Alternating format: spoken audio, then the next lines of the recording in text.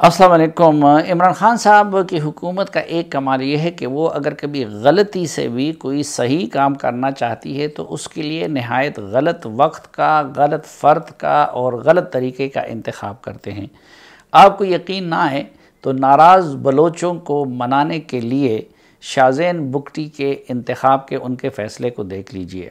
पहली बात तो ये है कि बलूचिस्तान के हालात एक तो आज से नहीं, बहुत पहले से ख़राब हैं और कोई माने या ना माने, लेकिन बलूचिस्तान में महरूमियाँ ज़ोरों पर है और उन महरूमियों की वजह से या उन ज़ातियों की वजह से या बाहर की कुछ साजिशों की वजह से बहुत सारे बलोच पहाड़ों पे जाके रियासत से लड़ रहे हैं और बहुत सारे बलोच बैरून मुल्क बैठ के पाकिस्तानी रियासत के ख़िलाफ़ ऐलान जंग कर चुके हैं। जब इमरान ख़ान साहब इक़्तिदार में आए तो ये सिलसिला मज़ीद ज़ोर पकड़ गया और महरूमियों में इस लिहाज से भी इजाफ़ा हुआ क्योंकि गुज़िश्ता इंतख़ाबात में बलूचिस्तान के अंदर भी वही मैनेजमेंट की गई जो बाकी पाकिस्तान में की गई थी और RTS फ़ैल करके और दीगर हरबे इस्तेमाल करके इलेक्शन में मतलूबा नताइज लाए गए जो कि रियासत को दरकार थे, ना कि अवाम को दरकार थे। कई जगहों पे ऐसे लोगों को विनर डिक्लेयर किया गया है कि जो तीसरे नंबर पे आए थे। और फिर एक मिसाल तो हमारे सामने है, मसलन डिप्टी स्पीकर कासिम सूरी के बारे में हाई कोर्ट फ़ैसला दे चुकी है और उसमें साबित हो चुका है हाई कोर्ट के फ़ैसले में कि उनको किस तरीके से जतवाया गया था। वो अलग बात है कि सुप्रीम कोर्ट ने उनको स्टे दिया हुआ है और अब 1 साल से ज़ायद अरसा हो गया और वो स्टे के सहारे डिप्टी स्पीकर है। तो ये जो नाजायज़ तरीक़ों को इस्तेमाल करके बलूचिस्तान में फिर जो सियासी बिसात बिछाई गई उसकी वजह से उन लोगों की महरूमियों में मज़ीद इजाफ़ा हो गया। फिर गुज़िश्ता चंद सालों के दौरान एक और तब्दीली आई है, वो ये कि अब बलूचिस्तान के अंदर सिर्फ पाकिस्तान के दुश्मन सरगर्म अमल नहीं है, बल्कि CPEC की वजह से और गवादर की वजह से चीन के दुश्मन भी बलूचिस्तान में सरगर्म अमल हो गए हैं। अब इन हालात का तकाज़ा तो ये था कि पहली फ़ुर्सत में बलूचिस्तान में अवाम के जेनवन नुमाइंदों को इक़्तिदार दिया जाता, ना कि जाम कमाल जैसे लोगों को मुसल्लत किया जाता। दूसरा, उन चैलेंजेस से मुकाबले का तकाज़ा ये था कि बलूचिस्तान के लोगों की महरूमियों को दूर किया जाता, बलूचिस्तान को हर हवाले से पाकिस्तान के तरक्की याफ्ता ख़ित्तों के बराबर लाया जाता ताकि दुश्मन बलूचिस्तान की सरज़मीन को या बलोच के कांधे को अपने मज़मूम मकासद के लिए इस्तेमाल ना कर सके। तीसरा, ज़रूरत इस बात की थी कि मुफ़ाहिमत के अमल का आगाज़ किया जाता और जो लोग नाराज़ हैं उनके नाराज़गी को सियासी तरीके से हल करने की कोशिश की जाती। लेकिन माशाअल्लाह पिछले 3 साल के दौरान इमरान ख़ान साहब ने या जाम कमाल साहब ने इन इश्यूज़ की तरफ कोई तवज्जो नहीं दी। इस दौरान इमरान ख़ान साहब की ये भी कोशिश रही कि वो अमेरिका के लाडले बन जाएं और उस लाडले बनने की कोशिश में उन्होंने CPEC पे काम को भी नहायत स्लो कर दिया था। उनके वज़रा ने CPEC को डिस्प्यूटेड भी बना दिया।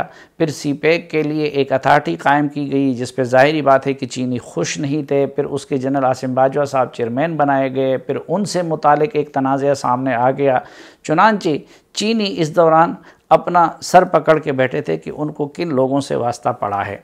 लेकिन अब जब अमेरिका की तरफ से आंखें फेर ली गई हैं और अमेरिकी सदर जो बाइडन इमरान ख़ान साहब से बात करने को तैयार नहीं है, वो जब से सदर बने हैं तब से लेकर अब तक इमरान ख़ान साहब उनको मुबारकबाद का फ़ोन करना चाहते हैं। दफ्तर ख़ारजा ने पूरा ज़ोर लगा दिया, पाकिस्तानी सफारत खाने ने पूरा ज़ोर लगा दिया, लेकिन जो बाइडन उनका फ़ोन तक सुनना गवारा नहीं करते। इसी तरह अब अमरीकी ना सिर्फ ये कि अफ़गानिस्तान के सिवा किसी और इशू पे बात करने को तैयार नहीं है, बल्कि ऐसी भी इतलात है कि वो ये लकीर खींच रहे हैं कि पाकिस्तान चीन और अमेरिका में से किसी एक का इंतखाब करे। चुनांचे अब एक तरफ इमरान ख़ान साहब किसी हद तक चीन को राज़ी करने में लग गए हैं, किसी हद तक वो दोबारा CPEC की तरफ मुतवज्जे हो गए हैं और किसी हद तक वो दोबारा बलूचिस्तान की तरफ मुतवज्जे हो गए हैं।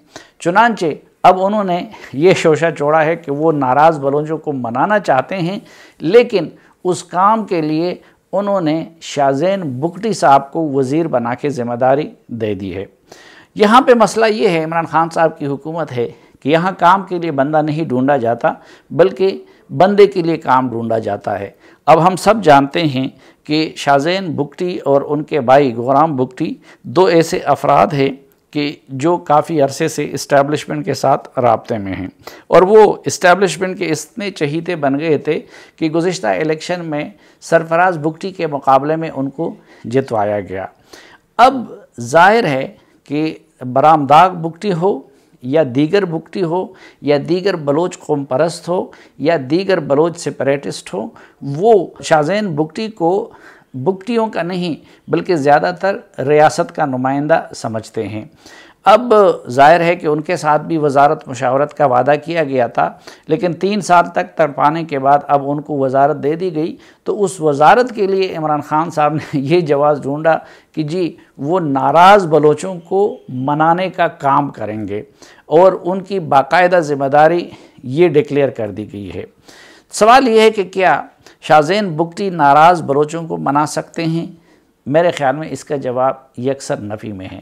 पहली बात तो ये है कि कबायली सोसाइटी में उस तरह के लोगों को, नाराज़ लोगों को मनाने के लिए भेजा जाता है या उनको जिरगा मेंबर बना दिया जाता है जो सीनियर लोग हों, जो मुतनाज़ा ना हो, जिनके तमाम फरीक यकसा रिस्पेक्ट करे और इज़्ज़त करे। अब जिस तरह के मैंने अर्ज़ किया कि शाहज़ैन बुगटी पहले तो ये है कि एक मुतनाज़ा शख्सियत है। दूसरा, अगर हम सिर्फ बुगटियों की भी बात करें तो वो तलाल बुगटी साहब के बेटे हैं और तलाल बुगटी साहब से नवाब अकबर बुगटी नाराज़ थे, इसलिए वो कोयटा में मुकीम थे। फिर उसके बाद इस वक्त अगर कोई नवाब अकबर बुगटी की जाननशीनी कर रहा है तो वो बरामदाग बुगटी है और बरामदाग बुगटी भी शाहज़ैन बुगटी का नाम सुनना गवारा नहीं करते और इसीलिए उनके तकर्रुरी के बाद उनकी तरफ से ऐसे ट्वीट सामने आए कि जिनको शायद हम यहाँ बयान भी नहीं कर सकते। फिर ये भी हम सब जानते हैं कि बरामदाग बुगटी और शाहज़ैन बुगटी के ख़ानदानी तनाज़ात भी चले आ रहे हैं। अब तमाशा ये है कि शाहज़ैन बुगटी के ज़रिए सरफराज बुगटी, जिन्होंने पिछले कई सालों से रियासत का साथ दिया और फिर बरामदाग बुगटी और इन जैसे दीगर लोगों के साथ लड़ाइयों में दोनों फरीक़ों ने एक दूसरे के सैकड़ों अफराद कत्ल किए हैं, तो उसके नतीजे में सरफराज बुगटी जैसे लोग तो नाराज़ हो जाएंगे। लेकिन ये बात ऑब्वियस है कि शाहज़ैन बुगटी इस मामले में रत्ती भर मददगार साबित नहीं हो सकते। दूसरी बड़ी वजह उसकी ये है कि इस वक्त ज़्यादा रियासत की रेजिस्टेंस हमें मकरान डिवीज़न में नज़र आती है, जहाँ पे क़यादत अल्लाह नज़र के ग्रुप या जावेद मेंगल के और इसी तरह के लोगों के हाथ में है और ज़ाहिर है कि वो शाहज़ैन बुगटी को किसी शुमार में नहीं लाते। उनके हवाले से अगर कुछ लोग मौसर हो सकते हैं तो वो अख्तर मेंगल साहब हो सकते हैं, वो डॉक्टर अब्दुल मालिक साहब हो सकते हैं या कुछ और लोग हो सकते हैं। फिर हेरबयार मरी जो रेजिस्टेंस में इस वक्त बरामदाग बुगटी की बनिस्बत उनका हिस्सा बहुत ज़्यादा है और वो भी बैरूनी मुल्क मुकीम है। अब हेरबयार मरी भी मैं नहीं समझता कि शाहज़ैन बुगटी की बात को रत्ती भर अहमियत देंगे। इससे पहले हमने देखा था कि जो सीरियस एक कोशिश हुई थी वो डॉक्टर अब्दुल मालिक जो उस वक्त वज़ीर आला भी थे और एक सीनियर कौम परस्त रहनुमा भी थे और मीर हासिल बिज़िन जो थे, उन्होंने एफ़र्ट्स की थी। वो खाना कल्लात से भी मिले थे, वो बरामदाग से भी मिले थे, लेकिन उनके बकौल बाद में इस्टेब्लिशमेंट की अदम दिलचस्पी की वजह से वो सिलसिला आगे नहीं बढ़ सका। जहाँ तक हमारा तजुर्बा है, ये हमने PTM के सिलसिले में भी ये देखा है और बलोच मिलिटेंट के सिलसिले में भी देखा है कि इन मामलात में वो एक तो सियासी क़यादत को कोई अहमियत नहीं देते। मसलन मेरा ये पक्का यकीन है कि आज अगर इन नाराज़ बलोचों से जाम कमाल भी बात करे तो वो उनकी बात को कोई अहमियत नहीं देंगे, लेकिन उनके बरक्स वो आर्मी के या ISI के एक मामूली अफसर को ज़्यादा अहमियत देंगे। यही सिलसिला हमने देखा है PTM के साथ। कई मरतबा स्पीकर असद कैसर और वज़ीर दिफा परवेज़ खटक ने मुज़ाकरात किए, लेकिन बाद में PTM के लोग हमें यही बताते हैं कि उनके पास कोई इख्तियार नहीं है और अब वो ये कहते हैं कि इनसे बात करने से बेहतर है कि आर्मी के एक मामूली एहलकार के साथ बात की जाए। तो अगर रियासत वाकई संजीदा है तो आर्मी या उसके इदारे बराह रास्त उनके साथ मुज़ाकरात करें या फिर ऐसे क्रेडिबल पॉलिटिकल फेसेस हों कि जिनको पहले से इख्तियार दिया गया हो और जिनके बारे में ये यकीन दिलाया जाए कि हाँ, उनके फ़ैसले को या उनकी मीडिएशन को रियासत के इदारे भी तस्लीम करेंगे। यहाँ एक और बात जिसकी तरफ कोई ध्यान नहीं देता वो ये है कि शायद बलूच अस्करियत पसंदों पे तो अब मुश्किल वक्त आ रहा है और अफ़गानिस्तान में उनके लिए जगह, अगर वहाँ पे तालिबान आते हैं तो वो जगह उनके लिए बंद पड़ जाएगी या वहाँ पे उनका ठहरना और जीना मुश्किल हो जाएगा। लेकिन इस दौरान हम देख रहे हैं कि टीटीपी दोबारा रीऑर्गेनाइज हो रहा है। गिलगित में भी उन्होंने अपनी मौजूदगी एक वीडियो के ज़रिए दिखा दी। उनकी रीग्रुपिंग के बाद मुल्क के मुख्तलिफ़ हिस्सों में कार्रवाइयाँ भी बढ़ गई। ये अस्करी क़यादत का भी तज्ज़िया है कि अगर अफ़गानिस्तान में ताकत के बल पे तालिबान काबिज़ होते हैं तो पाकिस्तान में भी टीटीपी की सरगर्मियाँ बढ़ेंगी। तो इस दौरान तो मेरे ख़्याल में बलोच अस्करियत पसंदों या नाराज़ लोगों को मनाने से कबल ज़रूरत इस बात की है कि तालिबान के मसले पे सोचा जाए।